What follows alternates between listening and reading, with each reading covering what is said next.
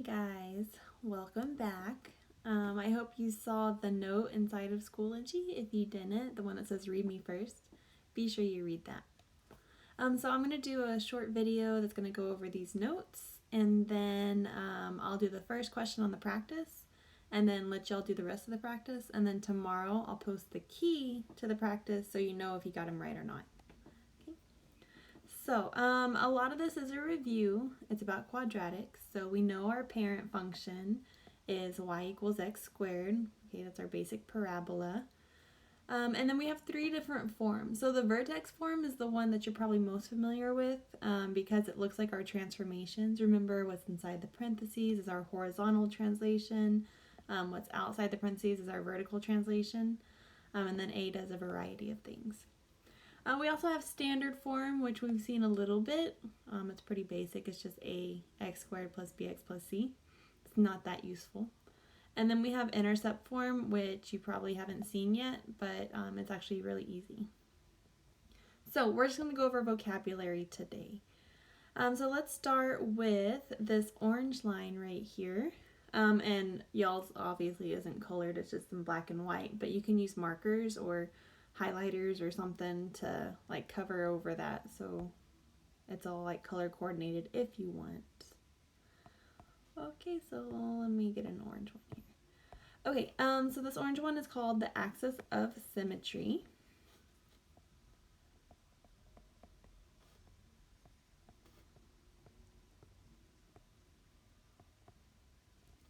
There you go. And it has the equation of x equals h. Alright. Our red dots are on the x-axis, so those are our x-intercepts. Okay, so let's see, we got, we call them a bunch of different names. So let's do roots, and then zeros, and then x-intercept, and solutions. In Algebra 1, you might have used the acronym ROCKS. Those are all the same thing. Roots, zeros, x-intercept, solutions are all exactly the same thing. We just use different terms for different cases. And they're going to have this form. It's going to be P0 and then Q0. And P and Q are from the intercept form right here. Okay, so that's what the intercept form is about. It's about the x-intercepts. All right. That purple point right here, that is on the y-axis, so that would be our y-intercept. And it would have the form of 0, c.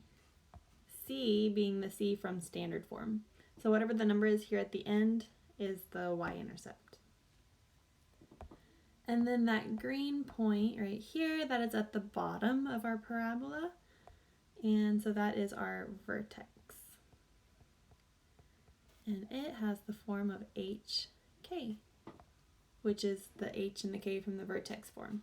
Right? And remember that H is always going to be opposite. All right. So here at the bottom we have a couple of scenarios. These are a little bit about transformations, just about the A value though. So what we're going to fill in is if A is less than 0, meaning it's negative, then the graph opens down. And the vertex is a maximum. What a lot of students get confused is they'll say that the parabola is a maximum. That doesn't make sense. Maximum literally means the highest, right? Or the most. So the maximum is the vertex. That vertex is the highest point. Okay, so it's not the entire parabola is a maximum. It's just the parabola has a maximum, and that is the vertex. And then on the right, we have the opposite case. So if A is greater than 0, which means it's positive, then the graph opens up, and the vertex is a minimum. Minimum meaning lowest. So that vertex is the lowest point of the parabola, therefore the vertex is a minimum. All right, so that is your notes. I also have a copy of it just like posted inside of Schoology, so you can also use that if you were just watching this video and not writing down the notes, that's fine. And then let's look at the first practice problem. All right, so here's our first practice problem. It is the parent function. All right, so as you see, that has the vertex right there at the origin, and then that first point is over 1 and up 1. So that's the parent function. It opens up. So on the other ones, you'll just write the word up or down. The vertex should be a point, an ordered pair, and our vertex is at the origin, which is 0, 0. So the vertex is always the lowest or the highest point. The axis of symmetry should always be an equation. Okay, so our axis of symmetry, if you go straight through the middle, a vertical line through the middle, it would be x equals, and then it's always going to be the x from the vertex, right? So this one would be x equals 0.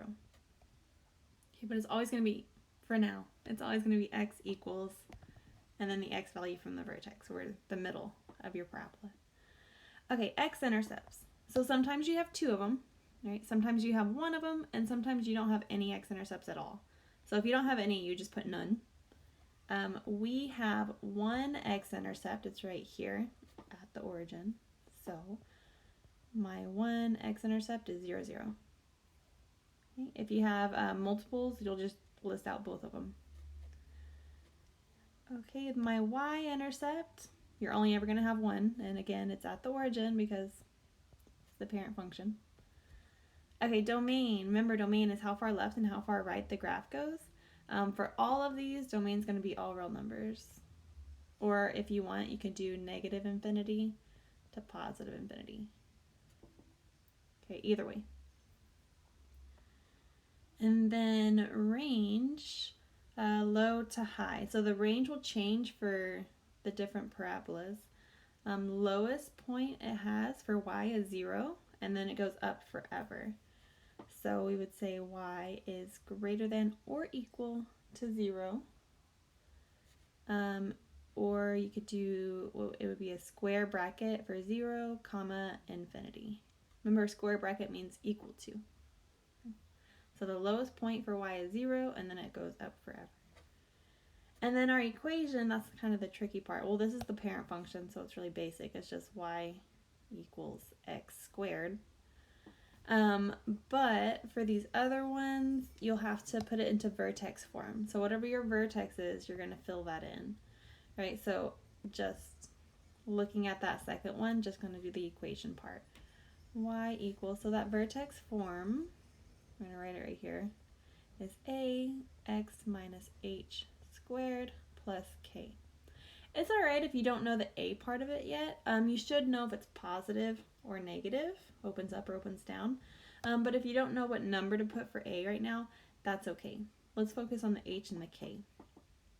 Okay, so the h, my horizontal, it has gone left 2. It's at negative 2. Okay, that's where my vertex is. Normally it's at the origin, but it's gone left 2. So I know my h is going to be positive 2. It'll be a plus 2 because it's always opposite. And then the k, that's my vertical, but it didn't move up or down at all. It only moved to the side.